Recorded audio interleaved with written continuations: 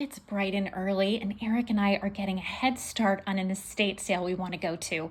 We saw the listing, and there were so many good things there. We're hoping we can get first crack at them. Here we are at the house. The line is by the garage. Hello. Like a crazy man.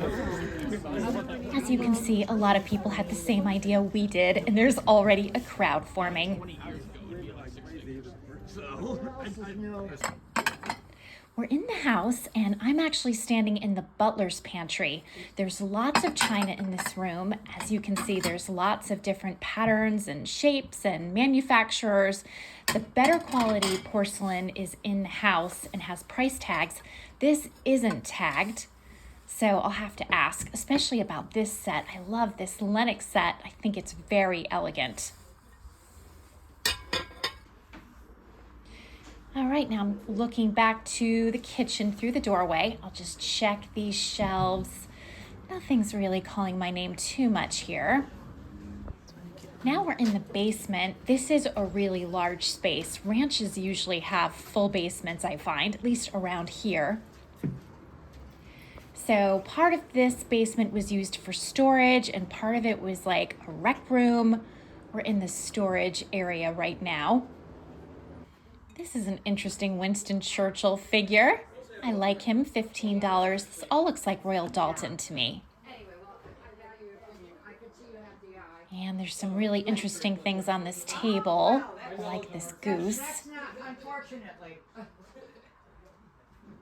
Here's some of the more expensive china. This set is $600 and it's Wedgwood. The pattern is absolutely gorgeous, but I am not in the market for $600 china today. That's for sure. That's an outstanding goal. I like Pretty painting. I like this sideboard. It's a great size. It's not too big. Here's another beautiful china set for $250. And there's even more pieces here. $35 for this set. It's very pretty, hand painted. I like these mugs. They have an interesting pattern on them. I do not know what that says. And again, just showing you more bits and pieces of china. And this is the living room. It's an interesting sofa there. I really like the curtains in this room. They're very elegant. They have nice built-ins. I like these horse bookends. They're awesome. I love this wallpaper. We're in the hallway right now. It's so elegant. Looks like they had some trouble matching it up quite right, but it still is beautiful. Here's a little study. There's lots of books in here. I like these leather chairs. There's a matching ottoman. These chairs are $350 for the pair. I wonder if that includes the ottoman. I am not sure. There's some great old books. Nice fireplace. This is a really nice house. Very clean. All right, we're back in the hallway of the wonderful wallpaper. And we have a mirror. And here's a bedroom with lots of interesting things. There's a lot of artwork in this house. I love that especially. And there's quite a few textiles and clothing here. This is interesting. There are some really interesting outfits in here. I think a vintage clothes collector would love some of these pieces. Some of them even look handmade, like this piece. Doesn't seem to have a label, so I'm wondering if this was handmade. It's gorgeous velvet. Look at the bottom. Now we're in the bathroom. Even the ceiling is wallpapered. That is a level of commitment I do not have. Whoa, that couldn't have been fun to do. And here's another bedroom with more pretty wallpaper. I love going to estate sales. I love seeing all of the wallpaper and furniture placement. This is a very pretty dresser. Yeah, it's really pretty. I like it a lot. I'm giving you a close-up. I like the window treatments in this room as well. Very vintage. It's so pretty. I like these placemats very much. They're all French chateaus. There's a big pile of them. No price, of course, that would be too easy for me. So I think I'm going to ask about these because I really like them. Wow, this is a huge statement piece. Oh my goodness. There's so many different eras representing in this house. Lots of mid-century modern, but then there's some true antiques and more contemporary pieces, and lots of books here, which I always love. All right, that was interesting. I can't wait to get home and show you what we found. Oh, friends, we have so much to talk about today because I went to a fascinating estate sale with Eric yesterday, and it was like a whole saga. It's so good that I broke out my favorite Mara mug that I thrifted not too long ago so we can have a proper chat. So I'm gonna get right to it. You have to understand the background or else you won't appreciate what you're about to see as much. So make yourself comfortable. This is a story. So I think it was Thursday night, it was Wednesday or Thursday night, my friend Joan sent me a lead on an estate sale that was nearby my house. She often does that, which I appreciate, and 9 out of 10 times I follow her leads for estate sales because they're hard to find and she just sniffs them out. So I was really excited about this one. Let me show it to you. So this was an exciting proposition because we collect N.A. Moore paintings. And we especially love them because he was a painter who lived in Berlin, Connecticut. So I'm not going to go into like a documentary on N.A. Moore. Don't panic. This is very much a thrifting video, but I'm going to tell you just a little bit about N.A. Moore so you understand the appeal. Nelson Augustus Moore was born in Southington, Connecticut in 1824. He studied in New York before becoming an art instructor and very successful photographer in Hartford, Connecticut. In 1864, he returned to his painting career and became a well-known and recognized artist from the Hudson River School. He specialized in paintings that depicted the nature of New England, the Adirondacks, and Lake George. According to Quest Royal Fine Art, his richly colored, precisely detailed paintings documented nature's quiet charm, reflecting his deep engagement with the American landscape.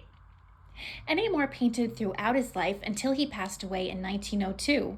His 2 children also became painters. Today, Moore's paintings have been on exhibit in New York and New England and can be found in the Corcoran Gallery of Art, the Wadsworth Athenaeum, the New Britain Museum of American Art, and many other places, including my house.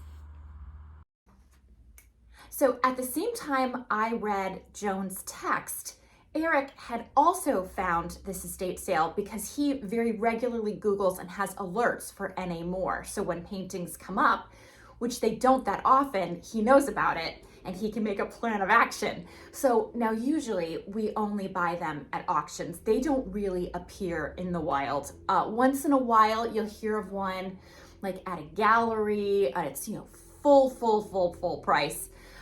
Sometimes we get lucky at auctions. We have picked up quite a few at auctions.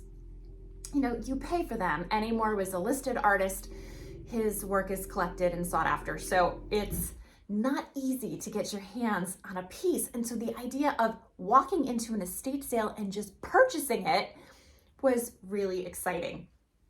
So Eric made a few phone calls to find out a little bit more. He was able to preview the paintings. He was able to get the price that was going to be listed. So he knew the person in charge of the sale does not pre-sell. He has good integrity. You shouldn't pre-sell. If you list it for an estate sale, it should be there at the estate sale. We totally respect that. But he did give Eric the tip. The sale started at 8 a.m. and he said, be sure to get here at 5 a.m. to get your number of entry into the sale to make sure you have a good shot at getting what you want. So Eric got up at 5 a.m. Well, he didn't get up at 5 a.m. He got up at 3:30 a.m. so he could arrive at this estate sale at 5 a.m. just to get his number with the hopes that he could get one of these paintings. Oh, and it occurs to me, I didn't show you the 3 paintings. Let me show those to you now. So anyway, Eric was there at 5 a.m. to get his number, and even though he was there so early, he was number 8. That meant there were 7 people ahead of us. who may or may not want these paintings. Now, these paintings are expensive, so it's not something that the average Joe is going to be compelled to pick it up. If you're not a collector, you're probably not going to pop on it. And goodness knows, we don't go around buying expensive paintings every day. We buy them sometimes when we see them and when they can fall within a ballpark of what we're willing to invest in them. So yeah, not an everyday purchase by any means. I can't even remember the last one we bought, but I can tell you it was at an auction. I mean, it was years ago. So anyway, the person who was managing the auction did say to Eric, the person you have to look out for is number 2. He's looking at NA Moore, like paraphernalia. There was like a book about NA Moore. He said he might be after them. So it ended up that number 2 was an excellent number for this person. Let's think about what I said for a minute. You'll get there. So Eric and I, he came home after getting his number. We left the house like 7:15. We got there at 7:30 a.m. I am not a morning person, let me tell you. So that was a tall order for me. So we got there at 7:30. There was already a crowd of people. There were already lots of cars. It was really cold. We were just waiting to be let in. And finally, after waiting half an hour, the estate sale manager lines us up by number. And this was fierce. Like, if you're number 8, number 9's not getting ahead of you. I can tell you that much for sure. It's worse than like a group of kindergartners lining up for recess. It's like who gets there first is big. So we were number 8, and everybody's trying to be polite and civilized, but this is a highly focused group of humans. These are not normal estate sale people, and we're included in this group. I'm fully identifying with this group of very intense, very focused, very competitive buyers. So we're allowed to come in, and it's almost like you can almost hear the guns shooting and the horses coming out of the gate at full speed. Everybody's trying to be civilized, but we're all beelining to the living room where all the good stuff is. And we go right to where the paintings are. Eric had already previewed them, so he knew. And he grabbed one painting, I grabbed the other painting, and the third one was gone. It was number 2. Number 2 had the third painting. And listen, that's okay, because to get 2 paintings that you want in an estate sale, that's not a small thing. And of course, this was not a small amount of money that we were spending. This was kind of a big thing for us. So we should just be happy to have 2 and not be greedy and want 3, right? And I think we could have made our peace with that, except the guy who got it, number 2, who is a number 2, was looking at us with this smug look on his face, and he holds up his painting and he goes, "Were you looking for this one?" I thought Eric was gonna kill him. I said, "Oh yeah, we did like that one, but I hope you enjoy it." And he was so rude. He's like, "Yep, I got this one. I got it." He's practically going like, "Nah, nah, nah, nah, nah, I have your painting." It was awful. It was not nice. So anyway, we put that away. We put our paintings behind the counter where they had tables set up, so it wasn't really a counter. We put them behind the tables where the workers were with our names on it, so we could continue to intensively scour this sale. There were so many amazing things at the sale. And after we really got the best of what we wanted, fighting tooth and nail with all these other very intense people, I said to Eric, let's check out, go back to the car, and then we'll come in for round 2, because we've got to put this stuff away. And I was a little nervous about the paintings. You know what I mean? Like, it's not yours until it's yours. I've said this before. Things can happen. And boy, did they. So we're at the counter, and they're so busy. They're crazy busy, and everyone's intense, and we're intense, and the whole thing is intense. Oh, the stress. So we're checking out, and Eric says, "Oh, and we have those 2 NA Moore paintings behind the counter." And the woman goes, "Oh no, somebody already bought them." So Eric, panic seeping into his voice, said, "Yes, we're buying them. We put them on hold." It was the first thing we did. We came in and we put them on hold. "We're buying them." And she said, "Oh, I think there's been a terrible mistake. They're gone." And so, we're just trying to stay calm. This woman looks like she's gonna burst into tears. We're being very nice to her. We're not mean people. We're trying to stay very calm. My stomach is like on the floor. And we're like, well, do you think you could just look around, because we did hold them and we're pretty sure they're back there. So maybe like the estate sale manager can help you, because he knows that we had put them back here and we put our name on them, and so they should be back here. So she's looking and he's looking. And in the meantime, with all of this chaos, and again, there are so many people in this place. It's a zoo. Number 2 comes up to the counter and he goes, yeah, so I have 60 NA more paintings at my house. And I'm just looking at him thinking, there is not an object large and heavy enough that I could throw at you right now. There just isn't one. Not even an anvil. Like, it doesn't exist in the universe. And so he's like, yep, I like listed artists and I collect them. You know, it's an investment. They appreciate over time. So, you know, I have a vast collection. And I'm just looking at this guy. I'm like, how do I shut this guy down? Because I'm going to kill him. And Eric is really going to kill him. So I just looked at him and said, I just like to look at the pretty pictures. I figured that would end it, right? Because who wants to talk to that girl? So I figured, like, we're just going to end this. But he continues to go on and on. He tells me he lives in an N.A. Moore house. I don't even know what that means. Does that mean he lives in a house that N.A. Moore lived in? Does he live in a house that N.A. Moore painted? Is he confusing me with somebody who cares? Like, my paintings are lost at this point, and I'm just trying to keep myself together. So finally, thank the Lord, the paintings are found. They were just way in the back, I guess. I don't know what happened. So we're able to pay for them. Eric, of course, knew the price in advance. He was prepared to buy all 3. So while this guy is arrogant, number 2 is arrogant and holding court and acting like a big shot and nobody cares, Eric pulls out this extremely large wad of cash. It was very large.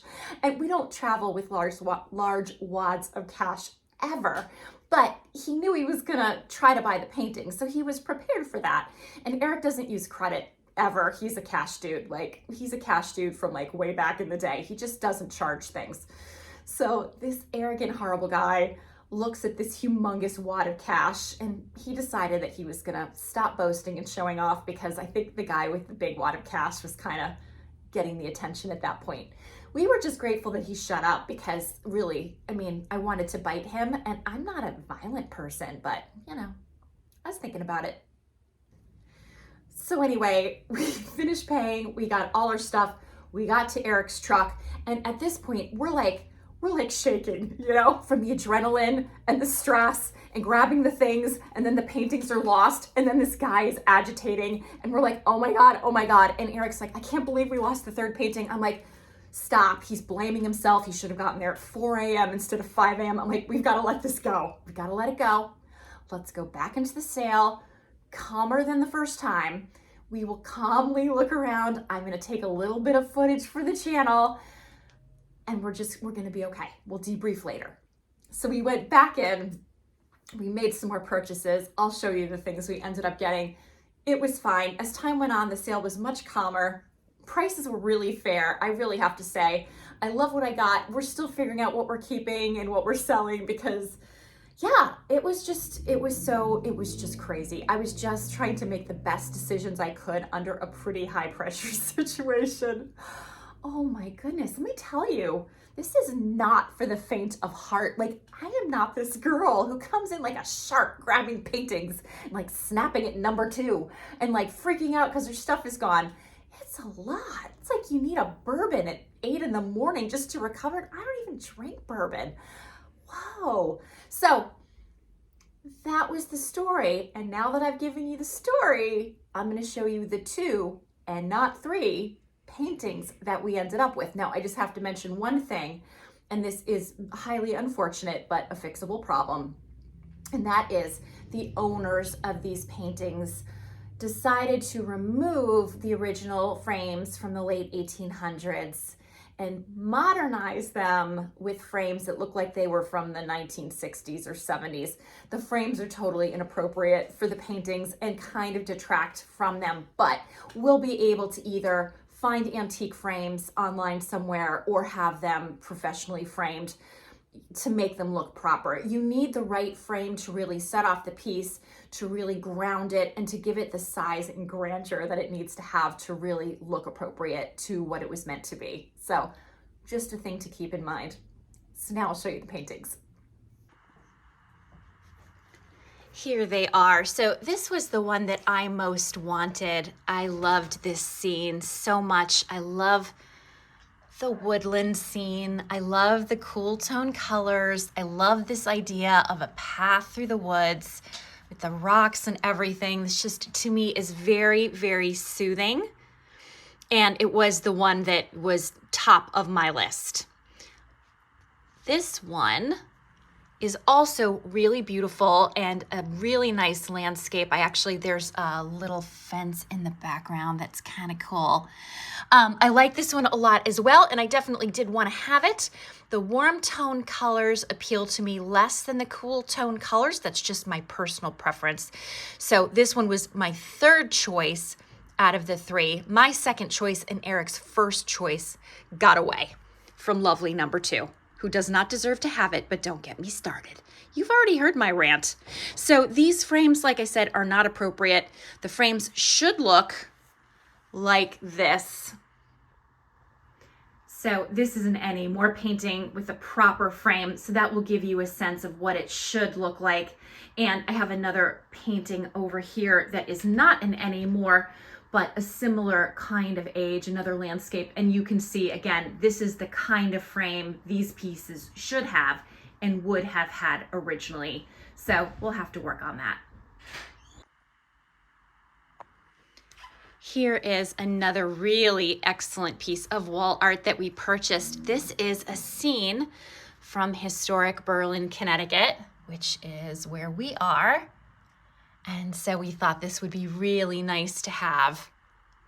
This piece was $60, and I think this actually might end up in our bedroom over our bed because I think the size is right, and I really love the images. Or else it will go in the kitchen where we have just a more generic print. So I thought this was a great winter scene. There is an artist signature here, but this is not an original piece. This is a print. Still, I like the connection to our historic neighborhood, and we were both very excited to pick this up. We also picked up these 4 hunting scene prints that we really liked. These were only $15 each, and they are so interesting. They really have such a great sense of movement and action. You feel like you're there. So this is from a scene in London. There's a quote on it. It says, John Dean Paul Delph. So I don't know anything about that. This says, a struggle for the start. This one goes with the same scene, same artist. Symptoms of a scurry in a pewy country. I don't know what that means. That sounds very British. This one says the death. So this is after they caught the fox. I don't love the whole fox harming part of the hunting thing. I just love the colors and the costumes and the horses and the dogs. I try not to think about the sad end because that's not very happy to think about. And this last one is the first 10 minutes shaking off the cocktails. So anyway, it's a scene of 4, $15 each. As I said, I thought was a fantastic price. I believe these are going to go in our foyer. Finally, we bought these 2 hunting scene prints. These were a little more expensive. These were $40 each. I think these are a good deal older, but same kind of awesome look, colors, the horses, the dogs, all the good things. These frames are in slightly better condition as well. So these will also be going in our foyer space. And last thing in the hunting genre, I picked up this cute little tray. It's got some nice gold details around the edges. And this is a hunting piece As you can see, there are the handles. And it looks like this was maybe popped into this tray. I don't think they were meant to be together originally. I'm not sure, but I think it's really fun. And this is gonna be available for sale either on eBay or in my booth space. I figured somebody would get a big kick out of this. I found this really elegant set of Lennox dinnerware in the butler's pantry. I was really attracted to it. I love the classic cream with the gold. I think it has a wonderful look. These are actually different. These are Minton, but everything else is Lennox. I just love how classic and simple and elegant this all is. Here's the back stamp. So as you can see, lots of different pieces here, including 1, 2, oh no, those are the Minton. 1, 2, 3, 4, 5, 6, 7, 8, 9, 10, 11, 12 dinner plates. We've got dessert plates, we've got salad plates, we've got cups and saucers. We've got all kinds of fun stuff. And I think these Minton plates are a wonderful complement with it. Let me turn that around so you can see it better. Nope, I had it right the first time. Silly me. Here it is, made in England. So anyway, I got all of this for only $60, and I thought that was an absolutely fantastic price. So this happened. I went a little crazy in the antique book department. If you watch this channel, you may know, as much as I love China, books are my first and greatest love when we're talking about very old and special objects. I just love old books, and I'm keeping them all. So these are fabulous. These are the Lives of the Queens of England.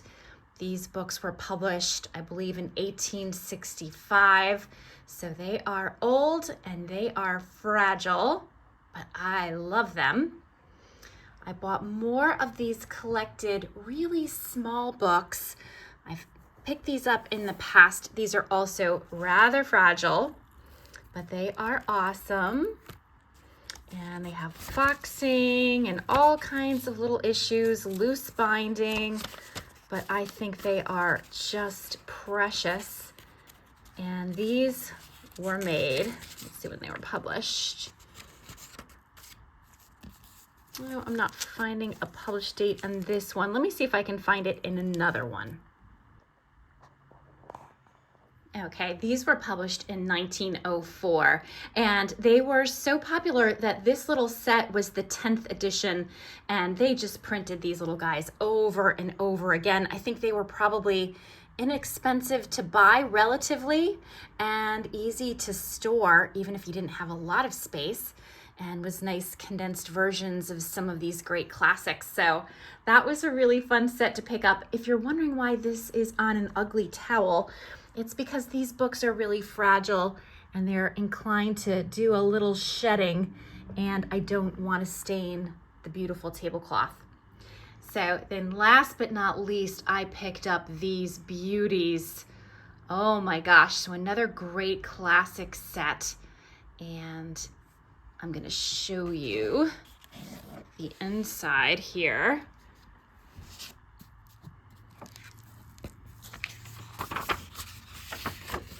Here's a great illustration, and this is The History of Henry Esmond, Esquire, edited by W.M. Thackeray. So this was published in 1869. So another old set, mid-1800s. Most of my books are not as old as this, older than the red, not as old as the other two. I have a lot of books from the 1880s, the 1890s. So the green set and the Queens of England reflect a little bit of an older set than what I usually have, and I love that. I love having these beautiful collected sets in my library. I don't read these books, in case you're wondering. I am an avid reader, but these books are too fragile for that kind of handling. So I really look at these as objects from history, objects of art, objects of great literature. mini little time capsules. I treasure them. I keep them safe. I adore them, but I do not read these copies. It would just be too hard on the books. I picked up this adorable pair of birds. I think they're maybe cockatoos. Does that seem right?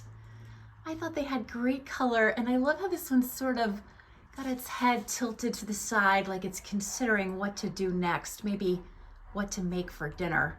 Or no, that's me. So anyway, I thought they were so cute. And I'll show you the back stamp. They were made in Italy. It looks like maybe in 1960. I think they're so cute, and I am keeping these. If you're wondering what the panting is in the background, it's not Eric, although I like to think I'm pant-worthy.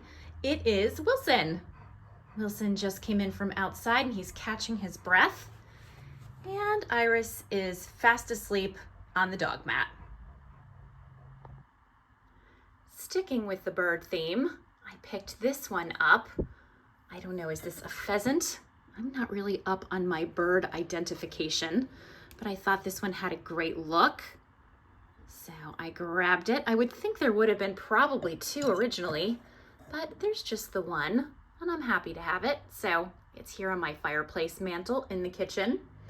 And the last bird I have to show you is this guy, which kind of looks like a wild turkey. Not sure, excuse Eric sawing in the background. I thought it was a great piece. I picked this up. That is the bottom, so nothing super special there, but I just really liked it. Okay, so let's talk textiles. You know I love some vintage or interesting textiles. So I got a couple of different things that I thought were fun, including this little hunting scene pillow. It's red on the back. I thought that was really fun. This was in the basement of the home, which was kind of like a rec room. This is a surprisingly large house. It looked like a just kind of run-of-the-mill ranch from the outside, but inside it's a nice size. The house will be going on the market soon, I imagine. It should fetch a nice price. Beautiful backyard, lovely neighborhood. It's really cute. I bought this hooked pillow. I liked the geese on this. I thought this would be great in my booth space. I'm hoping to be in there December 1st if all goes well. It was supposed to be January 1st. It moved up to December 1st, assuming that the person whose space I'm taking over is able to move to his new space. It's the domino effect. But if I do have my booth space in December, I thought this could be a great piece. And of course, this doesn't have to just be Christmas. This could just be winter in general. Here's the back. This guy, I don't think this was handmade. I think this was purchased, but I liked it. And last pillow, I bought this really cute Scotty dog. This looks like a hooked rug as well, but this is definitely manufactured because there's a tag here. I just thought he was so cute. I love little Scotty dogs. So I picked those 3 pillows up. I also found this fantastic wool blanket. This is really beautiful. So this is a throw, and you can see it's got this fabulous plaid. This was $20. As you can see, I don't remember the prices of everything I bought. It was all such a whirlwind. I still have some like trauma to get over from all of the chaos and the stress, but no, obviously, I'm kidding. But this I thought was really beautiful, and it has a great tag. Let me find the tag on this.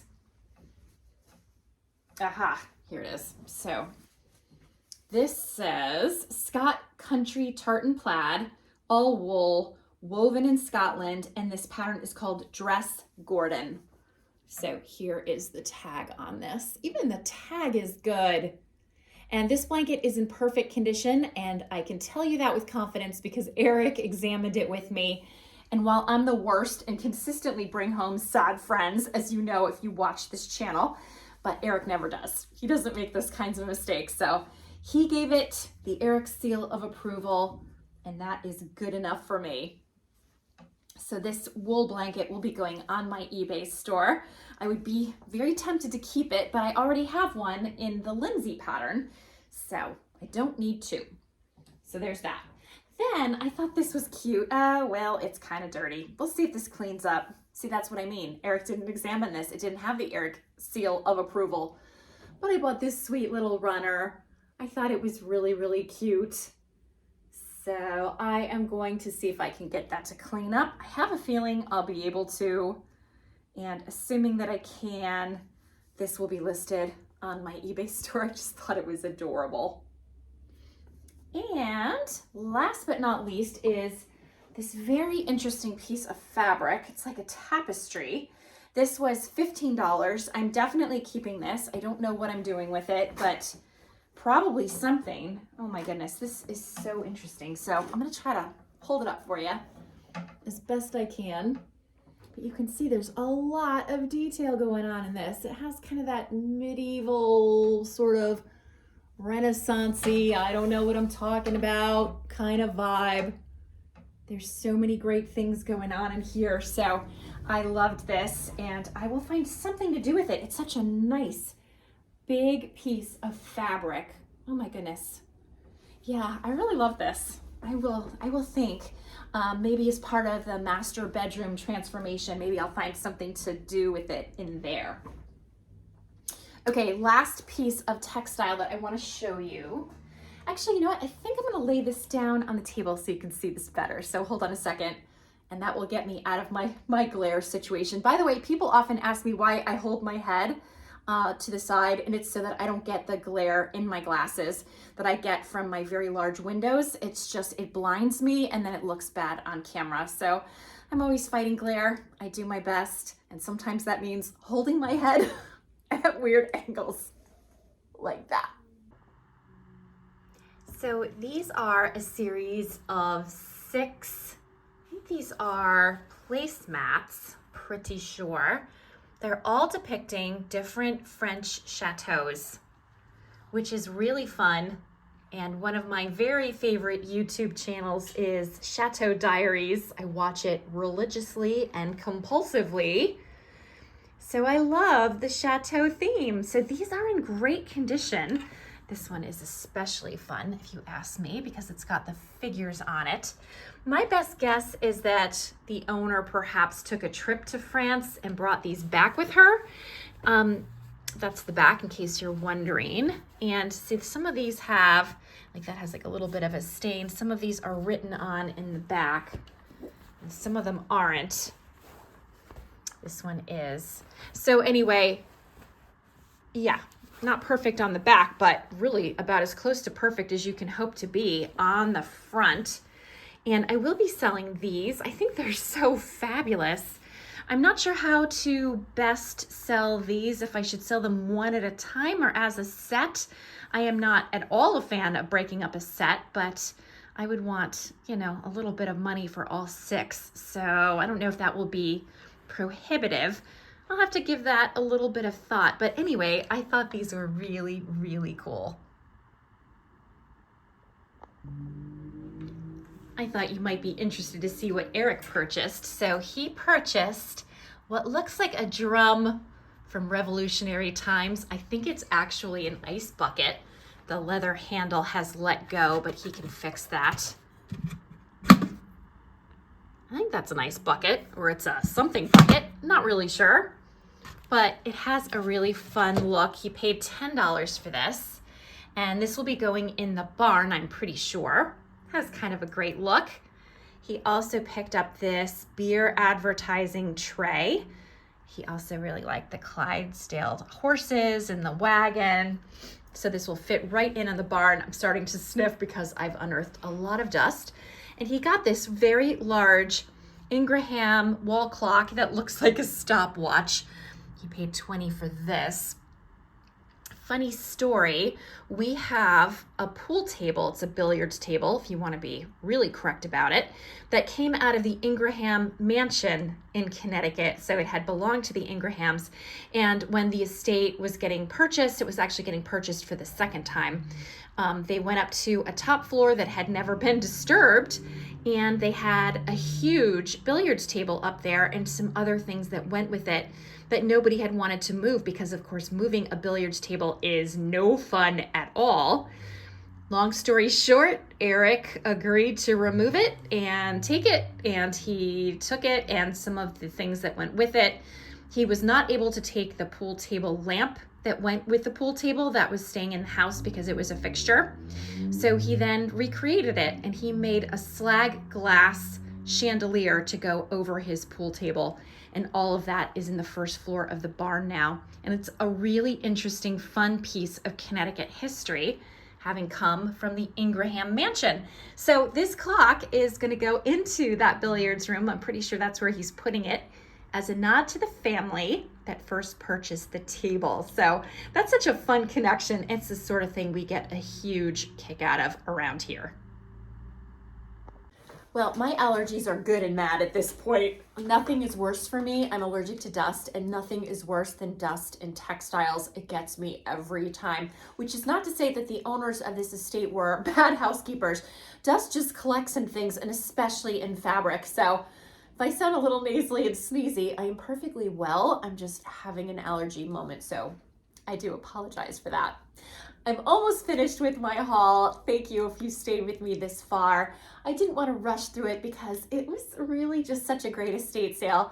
We worked for every single thing that came home with us, and I was just so excited to share it with you. That's one of the best parts for me. So almost done. I picked up, this is so funny. I picked up this very dirty, I will clean it, do not fear, but this child's typewriter. It's like an old typewriter toy. Here's the back of it. It's so cute. I see these little things from time to time. They have the little fake keyboard. So I guess a child could have played at office or played at secretary or whatever they were into. This was made in New York, in the USA, obviously, because that's where New York is. And it's called the Berwyn Superior Typewriter. I'm not sure how old this guy is. I haven't done any research. I can tell you he's a little dirty, but I can fix that. It's not going to be pristine. I'm sure by the time I finish cleaning this up, it's going to have some dings and dents and discoloration, but I think it's a fun piece. And of course, I think this is a great display piece. I wouldn't give it to a child to actually play with because I'm sure it's on the fragile side and it's probably best to look at, not play with. This will be going in my booth space because I think it will be a fun conversation piece. And similarly for my booth space, I found this huge box of Lincoln logs. I love these. I would be really tempted to keep the set, but the truth is I already have one. I have one that had belonged to my grandparents. So that's the one I'm keeping. Actually, mine is smaller. And then I have a whole Lincoln log set that was Zach's when he was a child. It was train themed. He was really big into trains at the time. So I am rich in Lincoln logs and don't need more, but I loved this. It doesn't have the top on it. The top is gone. I cannot vouch that all the pieces are here, but certainly there are a lot of pieces here. I paid $10 for this. This one was made in the USA, and I don't know what year. I would think this is the 50s-ish. But yeah, I cannot say that for absolute sure. But really pretty. It's supposed to be, not pretty, really fun. It's supposed to be 178 pieces approximately. So anyway, this will be going to my booth space also at some point because I think it's a very fun conversation piece. You're probably noticing that I didn't pick up that much china at this estate sale. And the reason for that is they had really lots of super high quality china that was hundreds of dollars. So I don't know if it was worth the hundreds of dollars they were asking for it. These folks seem to be pretty on the ball. I would imagine they did their comps and they did their research, and that was in fact the price. I was not in the market for a $600 china set, nor can I sell one on eBay. Maybe I could, but I'm not gonna try. It was beautiful. They had some absolutely beautiful porcelain and china, but I didn't pick it up because it wasn't resellable. I was so happy with my Lennox set. Frankly, I had no complaints. Oh, and I did pick up one other piece of china. I picked up this adorable Ainsley tray. I love this Ainsley pattern. I pick it up whenever I see it. I love the birds and the flowers. I think they're absolutely adorable. Here is the back stamp. So I was happy to pick up this little piece. This will be going on my eBay store. Such a cutie. And I'm saving the weirdest thing for last, just in case you're wondering. I picked up, this very heavy silver plated tray. It needs to be, polished. Oh my goodness, the dust is infecting my brain now. It needs to be polished. But the reason why I picked this up, I have lots of silver plated trays all over the place, but I picked this one up because my friend Susan had sent me this really sweet silver plated tea set. It's adorable, but it needed a smaller tray than any of the things that I had to really pull it together properly. And I thought this would be a good size. So I'm gonna try that out after I finish showing you my haul. I think it will be really perfect. And if it isn't, I can always sell this one and then look for another one. But, oh goodness, I thought it was worth a try. Okay, here's the last thing I bought. It's weird. You ready for it? I bought this incredibly heavy painted chicken. Oh my goodness, this guy is solid. He's had a little bit of an accident on the back, but I have that piece and that will be very easy to glue back together. I thought this was an awesome piece. I paid $10 for it. I thought that was more than fair. And this will be going on my booth space because I am not shipping this thing. But I thought it was too good to leave behind. Who doesn't love a ginormous painted chicken? I know I do. For right now, we have these two paintings in our foyer. They're definitely not gonna stay here. This just ensures that they're in the right space until we can have them reframed. And then we'll probably create more of a gallery wall for them in the dining room. I think they would look really nice there, but for right now, this is a good spot for them. Here is the gallery wall. Sorry about the leaf blower outside. I know it's very loud, but here's the gallery wall we made in the foyer for all of these hunting prints. I really like the way they look. I enjoy them every day. And once this foyer is completed, they'll look especially nice. I might even look for some kind of paint color that pulls out a color from the prints. Maybe something in a greenish tone, not like a dark hunter green like you usually associate with hunting, something a little bit lighter because this space tends to feel a little dark anyway. So I'm gonna play around with that when the time comes, but I'm very, very happy with these. For right now, I've put this painted chicken right in my windowsill. I love the colors on this chicken, and I think it looks kind of nice here in the bay window. Better not get too attached to him. We all know how I can be. But I think this is such a cute piece and I'm enjoying it for now. Here's the tray with the tea set. I had shown this in a previous video, but it seemed appropriate to show it again. I'm really enjoying this tray. I've tried added additional things to it just to round out the look because the tray is a little bit bigger than the set. But every time I do that, the cats get too interested. So I'm keeping it simple for now. It's a little bit dark in here right now, but I think you still get a sense of how nice these green books look on top of our antique roll top desk. So here is the look.